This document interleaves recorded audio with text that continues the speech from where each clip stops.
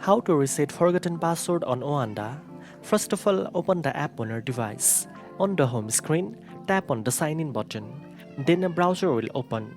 Below the password field, tap on the option that says Forgot Password.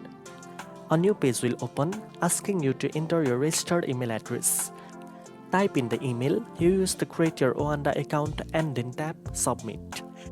Go to your email, open the message from OANDA and click on the reset button. After this, you will receive a password reset link in your email inbox. Go to your email, open the message from OANDA and click on the reset link. This will redirect you to a secure page where you can create a new password. Enter your new password, confirm it and then tap Reset Password. Once done, go back to the OANDA app, enter your registered email along with the new password and tap Sign In. If your details are correct, you will be logged in successfully and redirected to your OANDA dashboard.